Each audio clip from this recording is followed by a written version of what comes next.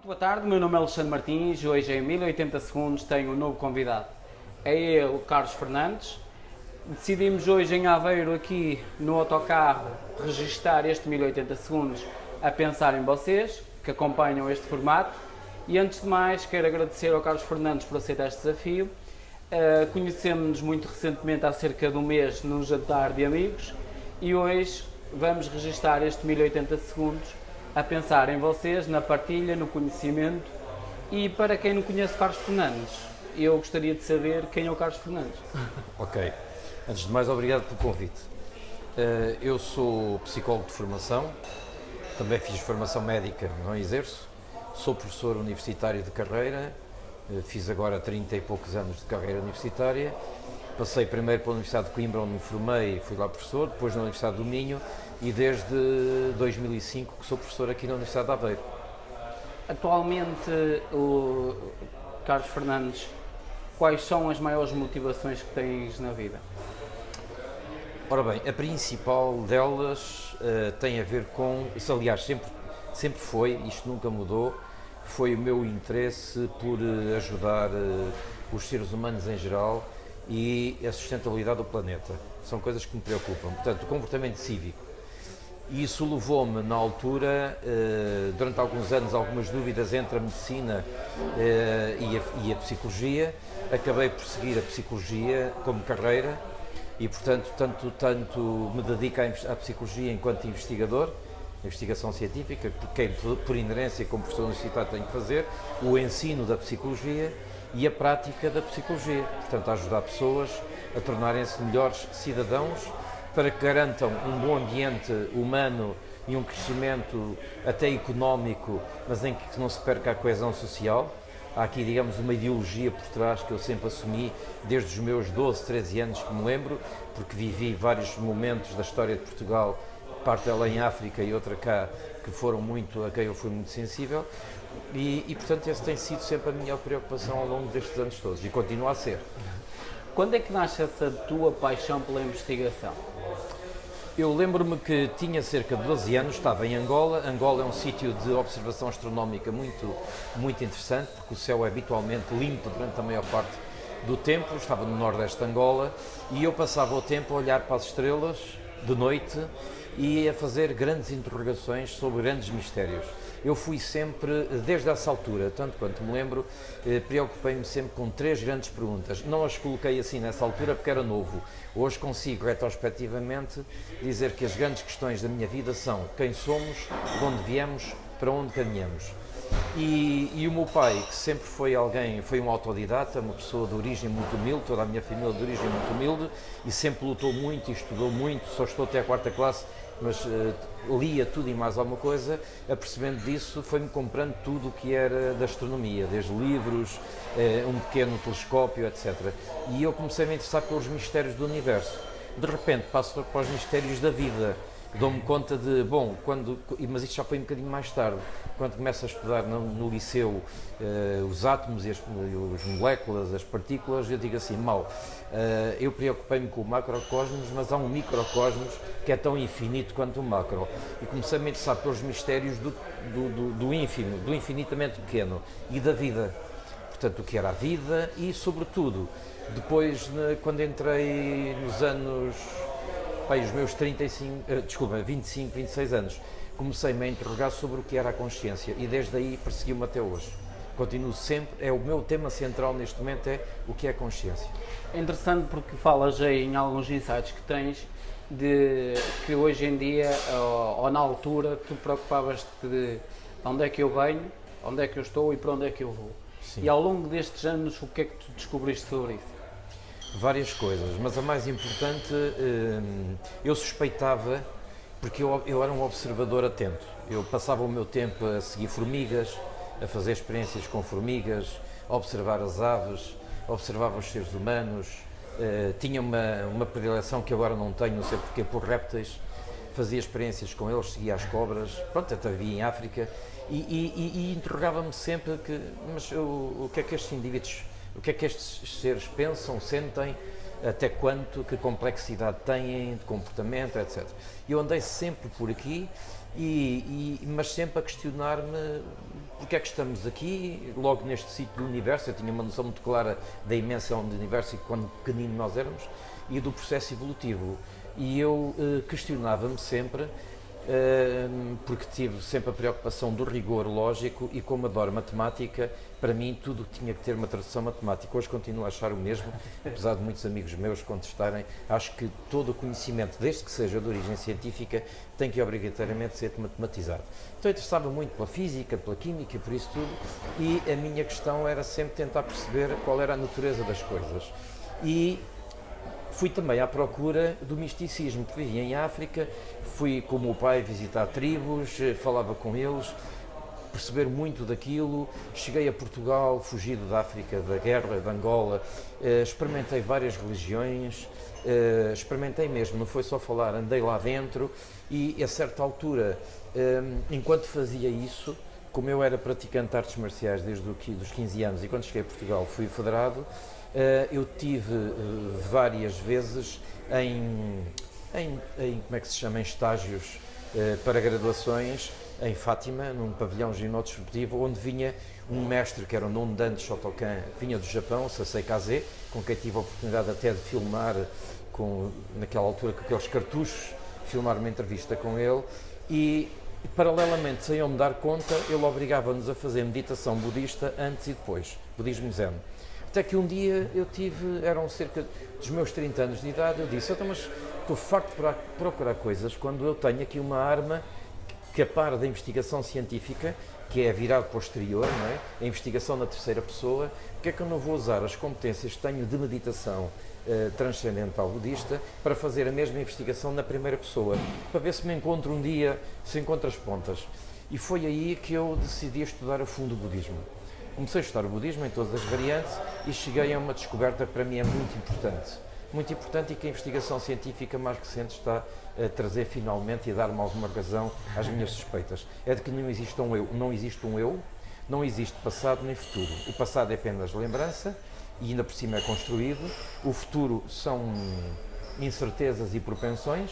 Obviamente que o que estamos a fazer neste momento aumenta a probabilidade de que aconteçam determinadas coisas ou não, mas não há destino, não acredito nisso. O universo é por natureza probabilístico na sua base e só existe aqui e agora. Portanto, e daí a minha preocupação de estar centrado no presente, e o eu é uma construção, é uma ilusão, porque para mim, até como psicólogo, sou defensor de uma visão mais científica da personalidade, não a do senso comum, que vê a personalidade como a capacidade que os seres humanos têm de escolher a máscara ou a persona de acordo com o contexto onde estão. Portanto, se eu estou com uma tainada, sou de uma maneira, comporto-me de uma maneira, se estou numa reunião com o meu reitor, comporto-me de outra, e assim sucessivamente. Ou seja, eu escolho o papel social, tenho que ter flexibilidade para escolher o papel social que garante a maior eficácia nas relações humanas, a pensar sempre naquilo que foi o meu motivo desde os meus 12 anos. Né? Cidadania, sustentabilidade, relações humanas e harmonia. Surge aqui uma grande questão que é, então qual é o sentido da vida para ti?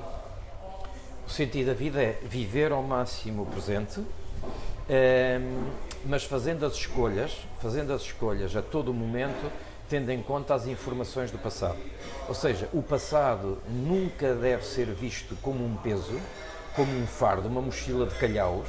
Não, deve ser visto apenas como uma folhinha muito simples, ou de preferência até uma cloud, que não tem peso, não tem massa, em que estão sinais de trânsito. Ou seja, o passado que eu vivi, né, dá-me sinais de trânsito, diz-me não vais por aqui, é perigoso, faz isto que é muito mais rentável, e eu vou fazendo escolhas. Ou seja, enquanto que, por exemplo, Descartes defendia a máxima do cogito ergo sum, ou seja, eu sou aquilo que penso, não, eu sou mais numa perspectiva pragmática e mais próximo do budismo, que é opto ergo sum, eu sou aquilo que escolho, portanto eu sou o fruto das minhas escolhas.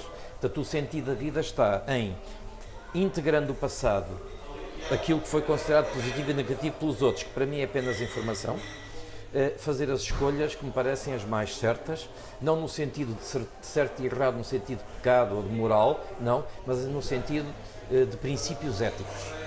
A moral para mim não tem grande interesse. A moral são costumes, são regras, enquanto que a ética são princípios filosóficos, laicos, não religiosos, que são princípios como a dignidade, a verdade, coisas desse género. E em função disso, desses valores, das experiências do passado, que são memória pura, e as escolhas. Esse é o sentido da vida. Sabendo que quando morrer, não ficar para semente. Portanto, tenho que fazer tudo agora. Achas que as novas gerações hoje em dia vivem muito nessa função de principalmente seguirem o que querem e não o que os outros querem para eles? Eles pensam que sim e dizem isso. Infelizmente, como eu tenho trabalho de atendimento e trabalho há 33 anos a atender pessoas em hospital, sobretudo, que são as situações mais graves, encontro muitos jovens que, apesar de dizerem, e mesmo adultos, que fazem o que querem, que são livres, não são. Estão presos ao passado, têm medo, se pisam o risco, sofrem terrivelmente crises depressivas, de grande profunda culpa, porque acham que cometeram um grande erro. Não avaliam tanto pelas consequências objetivas, que possam avaliar no sentido de dizer este não terá sido o caminho mais rentável, deixa-me experimentar outro. Não, eu cometi um pecado, quer dizer, eu violei uma regra, não é? Quer dizer, e não um princípio. Portanto, as pessoas não pensam que vivem livremente, mas não vivem, porque as pessoas dão muito peso à importância que os outros dão, à opinião que os outros têm sobre eles e sobre as coisas em geral. Vivem muito no pré-julgamento. Sim, sim. Aliás, aquilo que mais me incomoda como ser humano é a facilidade com que os seres humanos se julgam uns aos outros. Eu acho que, em rigor, as únicas pessoas no mundo que deviam julgar seriam os juízes de profissão. E mesmo esses às vezes julgam mal, isto assumido por eles. Portanto, se já eles, que são treinados para julgar, julgam mal às vezes, nós não devíamos nos julgar, porque quando nos julgamos, sobretudo porque não é um ato profissional como o juiz, que tem uma lei, tem uma referência, nós quando nos julgamos uns aos outros, no fundo estamos a fazer uma coisa muito simples, é pôr nos outros aquilo que é nosso. E somos precipitados, julgamos mal os outros, incriminamos os outros, caímos na intriga, que é o pior veneno das relações humanas, e por isso é que, do ponto de vista pragmático, por exemplo, eu detesto a intriga e até uso um método muito simples, que é quando alguém me vem dizer mal de alguém, e a primeira pergunta que eu faço é: queres-me dizer isso na presença da pessoa? Não quero, então esquece, nem quer saber. Engraçado. Qual foi a pessoa que mais te marcou na tua vida? Não foi só uma, mas digamos, há uma pessoa que me marcou muito, que foi o meu pai. O meu pai marcou-me muito pela coragem. Era um indivíduo determinado, desde muito cedo, e era muito afetuoso. Era um indivíduo que tanto exigia, ralhava e me punha de castigo, como era capaz de ir passar um dia inteiro comigo a mostrar-me as matas, os animais, etc. E me dava colo. O meu pai, que infelizmente morreu ao meu colo, curiosamente. Tinha eu 15 anos, num atropelamento da minha família toda. Fomos os 4 atropelados, eu fui o único que me safei, e o meu pai morreu ao meu colo com um traumatismo crânioencefálico. Depois dele, tive 3 pessoas que me marcaram muito. Um foi um professor da Universidade de Coimbra, da Psicologia, Álvaro Miranda Santos, porque era de facto um indivíduo out of the box, completamente. Portanto, mas que eu percebi logo, no meu segundo ano, que aquele indivíduo ia no caminho pragmático da psicologia.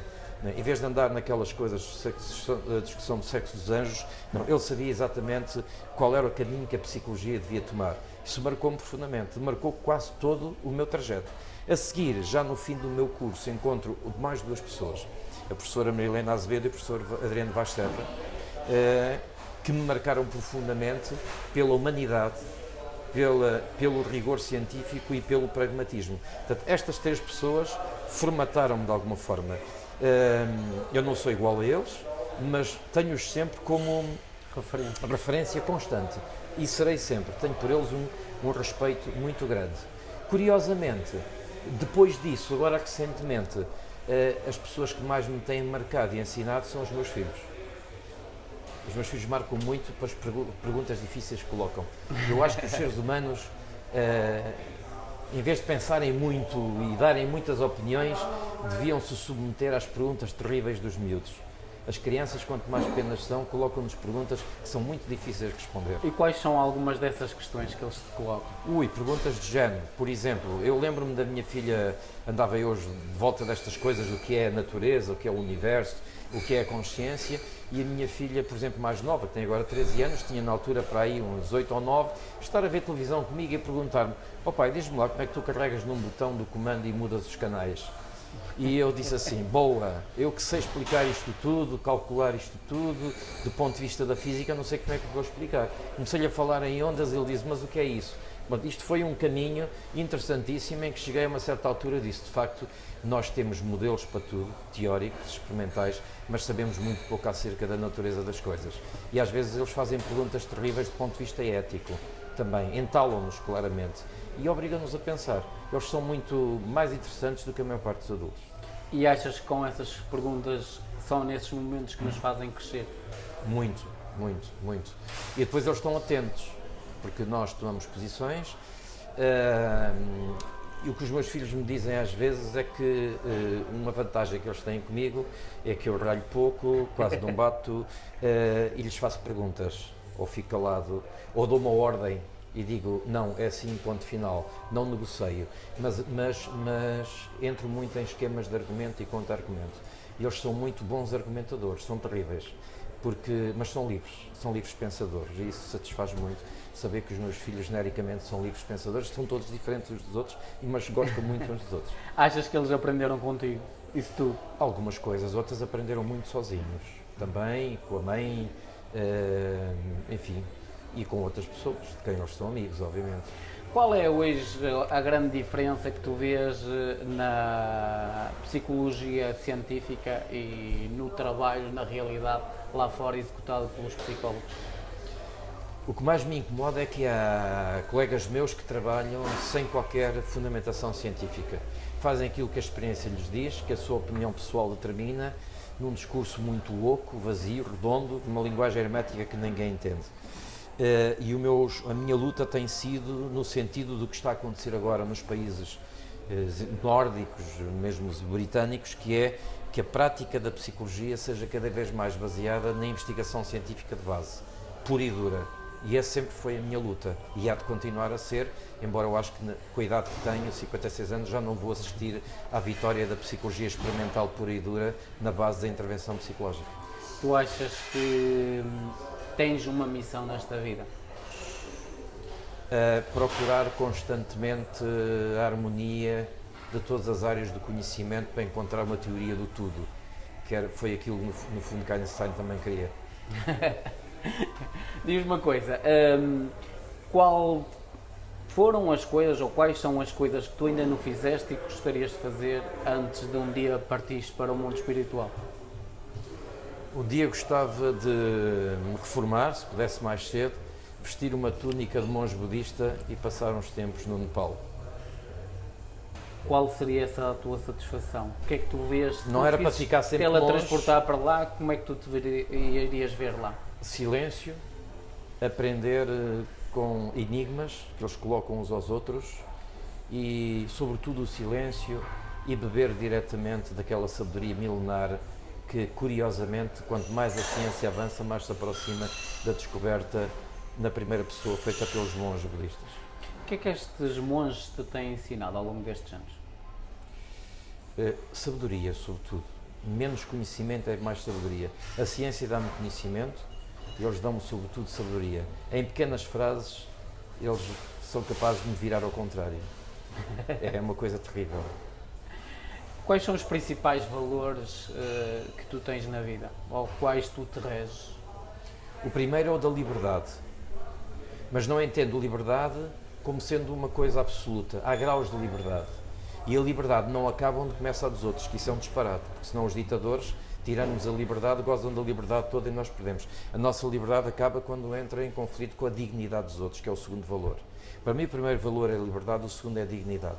Depois vem a verdade, em terceiro lugar, e o belo a seguir, a beleza. Que acho que a beleza tem a ver com a harmonia. Eu gosto, até na matemática, eu gosto da matemática porque ela é elegante. Uma fórmula física é elegante. Eu não vejo a beleza apenas na arte. Eu não vejo a beleza apenas numa paisagem bonita, eu vejo a beleza nas equações, nos sistemas de equações usados na física, na matemática em geral, nas fórmulas químicas modernas. Quanto mais elegantes e simples são, mais me atraem. A beleza, para mim, está claramente associada à verdade. O que é verdade tem que ser necessariamente belo e o que é belo é verdadeiro.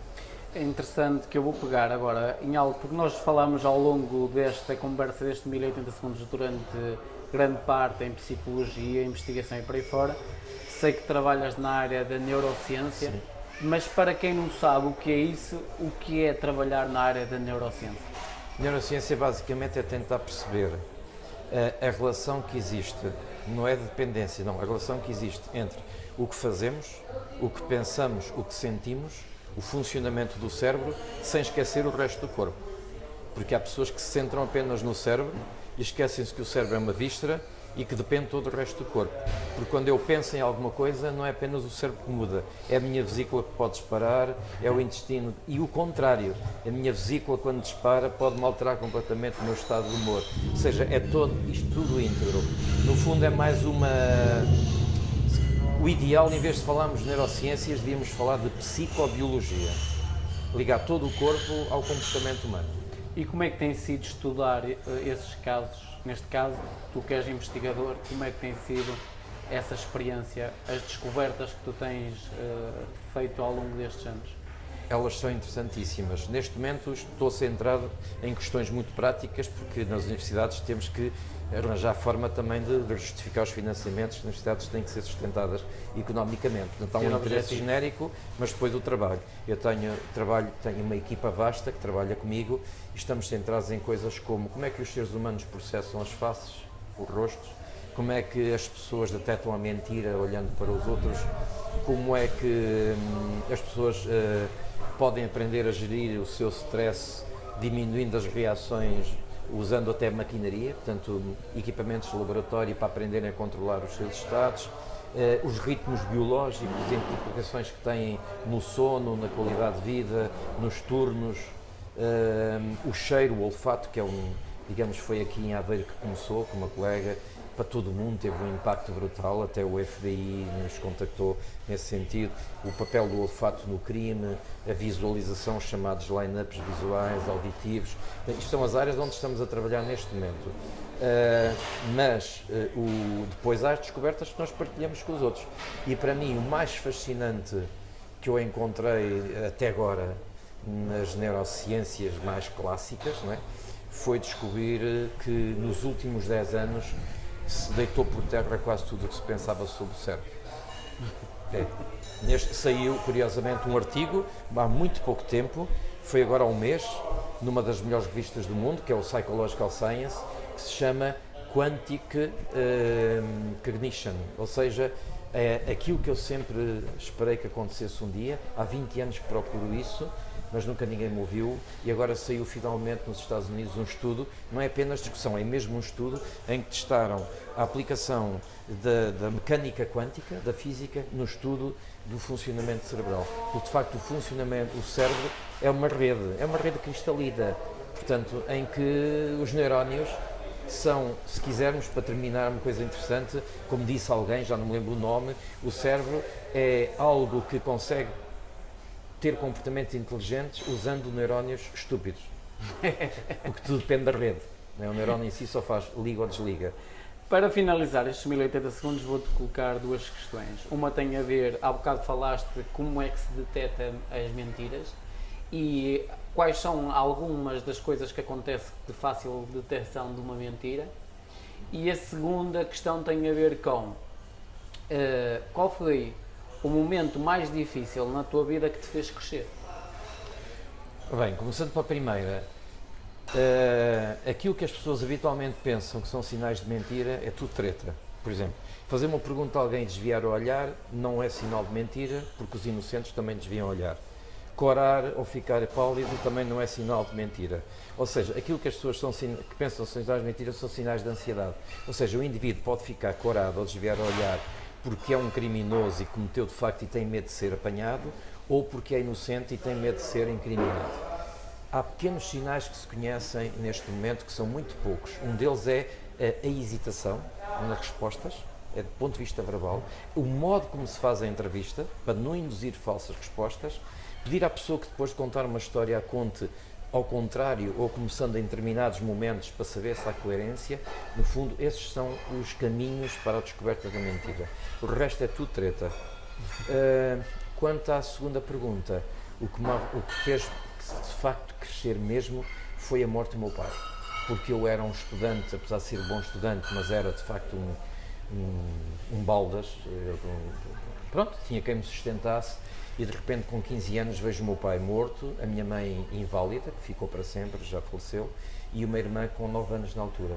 Eu tive que ir trabalhar para a construção civil, fui para servente pedreiro, 5 anos, mas como eu queria ser cientista, eu dizia sempre ao meu pai aos 12 anos, eu vou ser cientista. Eu tinha uma sebenta que se usava em África, tinha a fotografia de um estudante com capa e batina, perguntava, esta é a Universidade de Coimbra? E eu dizia-lhe, eu vou ser como este. O meu pai dizia, não, tira daí o cavalinho da chuva, porque és filho de gente pobre, nunca vais conseguir. E eu tinha conseguido, e não só entrei, como fui professor em Coimbra, sempre lutei e trabalhei 5 anos na construção civil, primeiro como servente, depois como pedreiro, sempre a estudar sozinho, a propor-me exames até entrar para a universidade.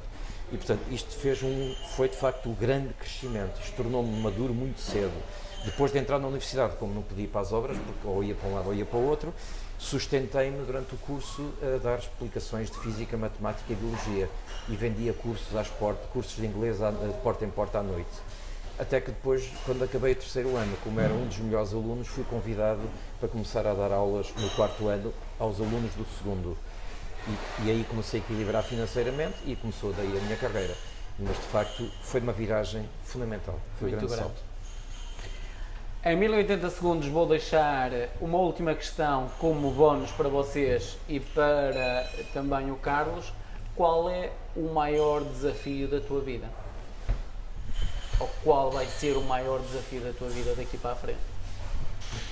É garantir que os meus filhos e a minha mulher, que são as pessoas que eu mais amo, saibam encarar o fim da vida com serenidade e não com medo, e que vivam a vida o melhor possível, respeitando a dignidade deles e a dos outros. Esse é o meu grande desafio. Obrigado. Foram 1080 segundos com o Carlos Fernandes. Se quiserem colocar alguma questão ao Carlos, é muito simples, basta enviar um e-mail para esc@1080segundos.com. Irei direcionar esse e-mail ao Carlos e será ele o próprio a responder às vossas questões. Assim, gostaria que comentasse, gostasse ou partilhasse, desse feedback sobre este vídeo. Isso porque mostra a nós e aos canais no quais são distribuídos estes vídeos que realmente a informação que nós passamos é uma informação boa e que deve ser espalhada com outras pessoas. Até porque no dia a dia pode haver pessoas do vosso leque de amigos que podem ter problemas ou soluções que os nossos convidados muitas vezes vão passando. Neste caso, por exemplo, as dificuldades que o Carlos também falou aqui e hoje em dia na parte da investigação. E muitas vezes esta informação é tão rica que pode nos cair na mão, ao ser partilhada com outras pessoas, pode ser vista e realmente dar um clique na mente dessas pessoas e transformar a vida delas. Ó Carlos, quero-te agradecer por estes 1080 segundos. Muito obrigado, eu também. por estes 1080 segundos. Assim, até um próximo 1080 segundos com um novo convidado.